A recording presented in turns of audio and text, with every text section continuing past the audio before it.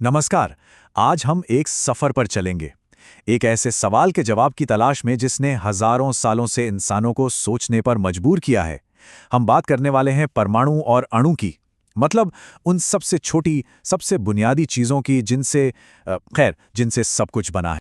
तो सवाल यह है, ये दुनिया आखिर बनी किस चीज से है? जरा सोचिए। ये जो हवा है जिसमें हम सांस ले रहे हैं, ये पानी जो हम पीते हैं, यहां तक कि हम खुद, आखिर इन सबकी सबसे छोटी इकाई क्या है? सवाल सुनने में बड़ा सीधा साधा लगता है ना, लेकिन इसका जवाब, वो बहुत ही ज्यादा दिलचस्प है। अच्छा, इस सवाल का जवाब ढूंढने के लिए हमें किसी हाईटेक लैब में जाने की जरूरत नहीं है। नहीं, बिल्कुल नहीं। हमें तो सफर करना होगा समय में पीछे, बहुत पीछे, हजारों साल पहले। क्योंकि ये कहानी शुरू हुई थी दार्शनिकों के दिमाग में। ये एक ऐसा पुराना ख्याल है जिसने आज के विज्ञान की नींव रखी। और देखिए, ये बात कितनी कमाल की है। करीब करीब एक ही समय पर, लगभग 500 ईसा पूर्व, दुनिया के दो बिल्कुल अलग अलग हिस्सों में दो लोगों को एक ही आइडिया आया। भारत में महर्षि कणाद ने कहा कि अगर हम किसी भी चीज को तोड़ते जाएं, तो आखिर में एक ऐसा कण बचेगा जिसे और नहीं तोड़ा जा सकता। उन्होंने उसे नाम दिया परमाणु। और लगभग उसी दौरान ग्रीस में डेमोक्रिटस नाम के एक दार्शनिक ने भी ठीक यही बात कही। उन्होंने उस कण को एटमॉस कहा, जिसका मतलब भी यही होता है, जिसे काटा ना जा सके। कमाल है ना? तो ये तो हुई फिलॉसफी की बात। अब कहानी में एक लंबा जंप आता है, सदियों बाद। अब कहानी पहुंचती है एक्सपेरिमेंट के दौर में। अब सिर्फ सोचने से काम नहीं चलना था, अब इन बड़े बड़े आइडियाज को सबूतों की कसौटी पर कसना था। और यहीं से वैज्ञानिकों को कुछ ऐसे सुराग मिलने शुरू हुए जिन्होंने सच में सब कुछ बदल कर रख दिया। लेकिन रुकिए एक मिनट, इस बात पर जरा गौर कीजिए। फिलॉसफी वाले आइडिया और असल साइंटिफिक एक्सपेरिमेंट के बीच पता है कितना फासला था? 2000 साल से भी ज्यादा का। जरा सोचिए, बिना सही औजारों के इन विचारों को कोई साबित कैसे करता? तो इतने लंबे अरसे तक ये जो एटम का आइडिया था ना, वो बस एक ख्याल ही बना रहा, एक कल्पना।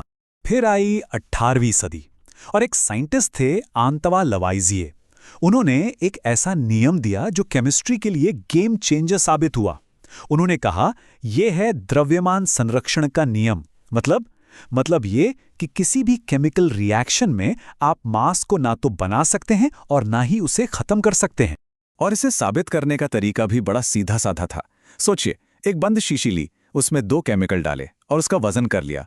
फिर शीशी को हिलाया, केमिकल्स को आपस में मिलने दिया, रिएक्शन होने दिया और फिर से वजन किया। नतीजा, वजन बिल्कुल उतना का उतना ही था, 1 ग्राम भी इधर से उधर नहीं। इससे यह साफ हो गया कि चीजें गायब नहीं होती, वो बस अपना रूप बदल लेती हैं। और पता है, ये केमिस्ट्री का पहला पक्का नियम था। इसने केमिस्ट्री को जादू टोने और अंदाजों की दुनिया से निकालकर एक असली साइंस बनाया। तो एक सुराग तो मिल गया। अब आया दूसरा बड़ा सुराग। ये दिया जोसेफ प्राउजिट ने। उन्होंने एक और कमाल का नियम दिया, स्थिर अनुपात का नियम। अब ये क्या चीज है? इसका मतलब ये था कि कोई भी केमिकल कंपाउंड, मतलब यौगिक, जब बनता है तो उसमें जो तत्व होते हैं ना, वो हमेशा एक फिक्स्ड रेशो में ही जुड़ते हैं, हमेशा। सबसे बढ़िया एग्जाम्पल है पानी, H2O। अब पानी चाहे नदी का हो या बारिश का या फिर लैब में बनाया गया हो, इससे कोई फर्क नहीं पड़ता। उसमें हाइड्रोजन और ऑक्सीजन के वजन का रेशियो हमेशा, ऑलवेज 1:8 ही रहेगा। ये कुछ ऐसा है जैसे कोई पक्की रेसिपी हो, चीजें कम या ज्यादा नहीं हो सकती। तो अब देखिए, हमारे पास पहेली के 2 बड़े टुकड़े थे। पहला, मास कभी खत्म नहीं होता। दूसरा, कंपाउंड हमेशा एक फिक्स्ड रेसिपी से बनते हैं। अब जरूरत थी किसी ऐसे इंसान की जो इन दोनों टुकड़ों को जोड़कर पूरी तस्वीर बना सके। और वो हीरो थे एक इंग्लिश स्कूल टीचर और केमिस्ट, जॉन डाल्टन। साल था 1808। डाल्टन सामने आए और उन्होंने एक थ्योरी दी। उन्होंने कहा, सुनो, ये जो दोनों नियम है ना, मास कंजर्वेशन और कांस्टेंट प्रोपोर्शन वाले, ये तभी समझ में आ सकते हैं जब हम ये मान लें कि ये पूरी दुनिया असल में छोटे छोटे कणों यानी एटम से बनी है। ये एक यूरेका मोमेंट था, एक जबरदस्त छलांग। डाल्टन की थ्योरी के कुछ मेन पॉइंट्स थे। पहला, हर चीज एटम से बनी है। दूसरा, एटम को ना तो बना सकते हो ना मिटा सकते हो। तीसरा, एक ही एलिमेंट के सारे एटम एक जैसे होते हैं। चौथा, अलग अलग एलिमेंट के एटम अलग अलग होते हैं। और पांचवा, एटम सिंपल रेशियो में जुड़कर कंपाउंड बनाते हैं। और बस, इन बातों ने उन दोनों नियमों को इतनी खूबसूरती से समझा दिया कि क्या कहने। यहीं से मॉडर्न केमिस्ट्री की असली शुरुआत। ठीक है, तो अब साइंटिस्ट ने मान लिया कि हाँ, एटम होते हैं। लेकिन कहानी यहाँ खत्म नहीं हुई, ये तो बस शुरुआत थी। अब अगला बड़ा सवाल ये था कि ठीक है, एटम हैं, पर अलग-अलग एलिमेंट के एटम को पहचानेंगे कैसे? उनके साथ काम कैसे करेंगे? इसके लिए एक कॉमन भाषा चाहिए थी। डाल्टन ने शुरुआत में कुछ मजेदार सिंबल बनाए, जैसे ऑक्सीजन के लिए एक खाली गोला बना दिया। लेकिन सोचिए, हर कोई अपने अपने सिंबल बनाने लगता तो क्या होता? कंफ्यूजन। इसलिए आज हम IUPAC के दिए हुए स्टैंडर्ड सिंबल्स इस्तेमाल करते हैं। O ऑक्सीजन के लिए, Fe आयरन के लिए। ये एक यूनिवर्सल भाषा है जिसे पूरी दुनिया के साइंटिस्ट समझते हैं। इससे मिलकर काम करना कितना आसान हो गया है। भाषा तो बन गई, अब आई अगली मुश्किल, एटम को तौलना। ये तो इम्पॉसिबल लगता है ना?